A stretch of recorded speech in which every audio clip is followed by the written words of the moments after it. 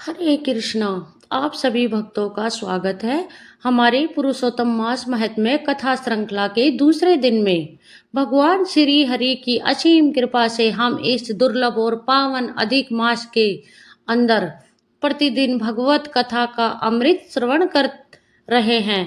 भक्तों, जिस मास को स्वयं भगवान श्री कृष्ण ने अपना नाम पुरुषोत्तम दिया हो, वह मास कितना महान होगा, इसकी कल्पना भी नहीं की जा सकती है।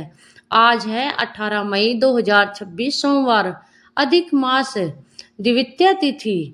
आज प्रातः सूर्योदय हुआ है लगभग 5:28 पर। आज का शुभ ब्रह्म मुहूर्त प्रातः लगभग 4:05 से 4:48 तक रहेगा। आज चंद्रमा वृषभ राशि में विराजमान रहेंगे और आज रोहिणी नक्षत्र का अत्यंत शुभ संयोग प्राप्त हो रहा है। श्रोताओं, रोहिणी नक्षत्र भगवान श्री कृष्ण का अत्यंत प्रिय नक्षत्र माना जाता है।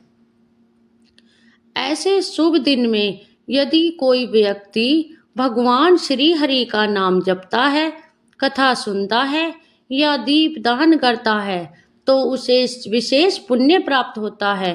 आज के शुभ कार्य भगवान श्री कृष्ण को पीले पुष्प अर्पित करें, तुलसी जी के समक्ष दीपक जलाए, ओम नमो भगवते वासुदेवाय मंत्र का जाप करें और यदि संभव हो तो किसी जरूरतमंद को अन्न दान जरूर करें।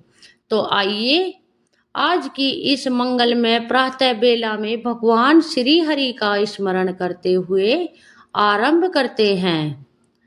जो समस्त संसार के आधार है, जो लक्ष्मीपति है, जो भक्तों के भय को दूर करते हैं, उन भगवान विष्णु को मैं प्रणाम करती हूँ।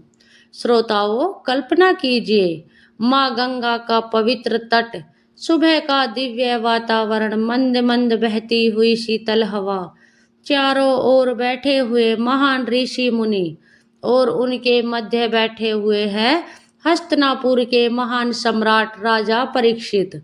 लेकिन आज राजा के सिर पर ना मुकुट है ना राजसी वस्त्र, क्योंकि उन्होंने अब अपना संपूर्ण राज्य त्याग दिया है।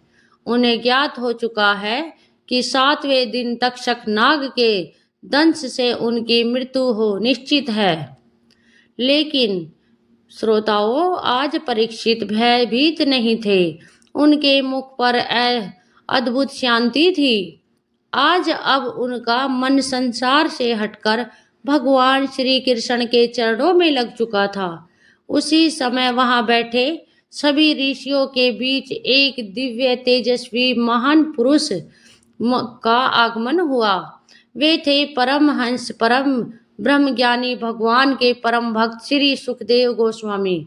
उनका शरीर युवा था, लेकिन उनकी आंखों में वैराग्य की गहराई दिखाई देती थी। जैसे ही वे वहां पहुंचे, सभी ऋषि मुनि आदरपूर्वक खड़े हो गए। राजा परीक्षित ने स्वयं उठकर उन्हें प्रणाम किया और उच्च आसन पर विराजमान कराया। अब पूरी सभा शांत हो चुकी थी। सभी प्रतीक्षा कर रहे थे कि अब भगवान की कौन सी दिव्य कथा सुनने को मिलेगी।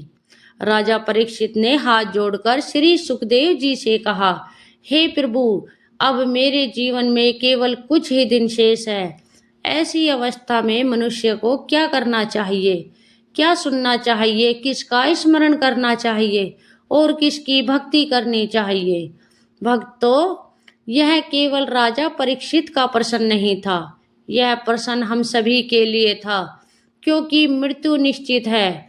लेकिन समस्या यह है कि मनुष्य उसे भूलकर संसार में उलझा रहता है।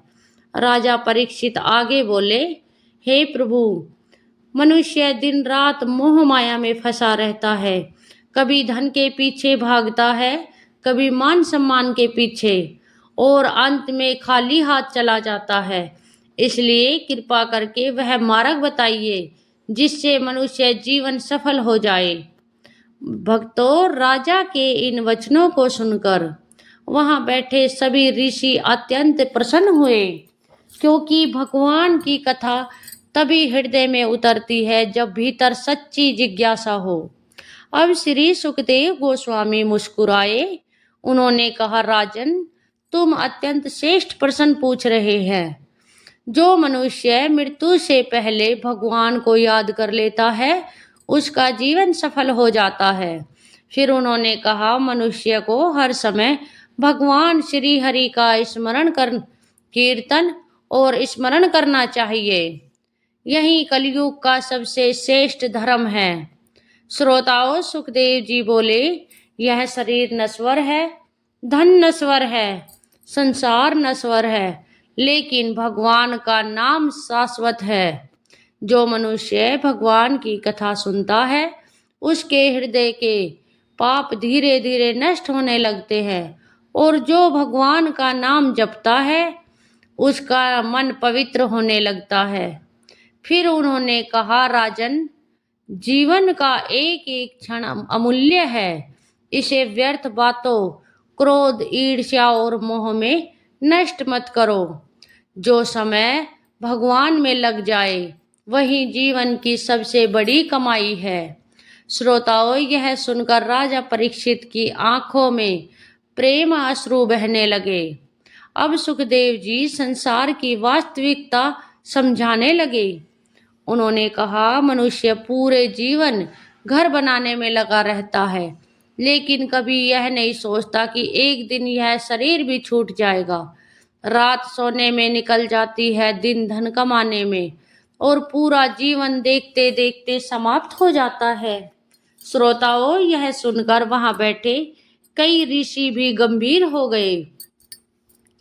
फिर सुखदेव जी बोले, जिसने भगवान का नाम नहीं लिया उसने वास्तव में कुछ भी प्राप्त नहीं किया, और जिसने भगवान की भक्ति कर ली उसने सब कुछ पा लिया। उन्होंने एक सुंदर उदाहरण दिया। जैसे वृक्ष की जड़ में जल डालने से पूरा वृक्ष तृप्त हो जाता है, वैसे ही भगवान की भक्ति करने से सभी देवता प्रसन्न हो जाते हैं। अब राजा परीक्षित ने पूछा, हे प्रभु, यदि कोई व्यक्ति भगवान का ध्यान नहीं कर पाता तो वह क्या करे? तब सुखदेव जी बोले, वह भगवान के विराट स्वरूप का ध्यान करे। वह संपूर्ण ब्रह्मांड ही भगवान का विराट शरीर है। सूर्य उसकी आंखें हैं, चंद्रमा उनका मन है, पर्वत उनकी अस्थियां हैं, नदियां उनकी नसें हैं, वायु उनका श्वास है और संपूर्ण सृष्टि उनके शरीर में स्थित है। श्रोताओं, सुखदेव जी बोले, लेकिन इन सब से भी श्रेष्ठ है भगवान श्री कृष्ण के चरणों का ध्यान, क्योंकि वही जीवन की प्रेम भक्ति प्रदान करता है।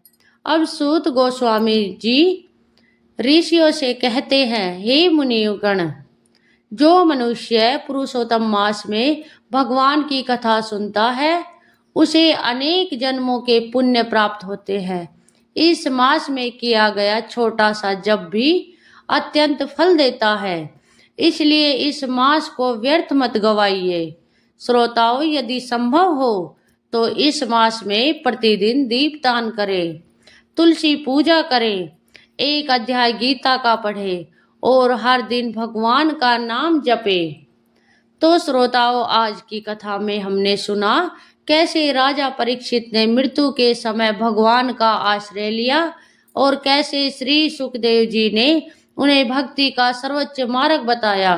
कल की कथा में हम सुनेंगे भगवान की सृष्टि रचना का अद्भुत रहस्य और ब्रह्मा जी की उत्पत्ति की दिव्य कथा।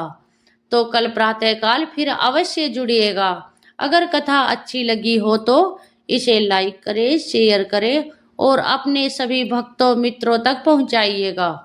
और पहली बार आए हैं तो चैनल को सब्सक्राइब करके जरूर जाइए। भगवान श्री हरि की कृपा आप सभी पर बनी रहे।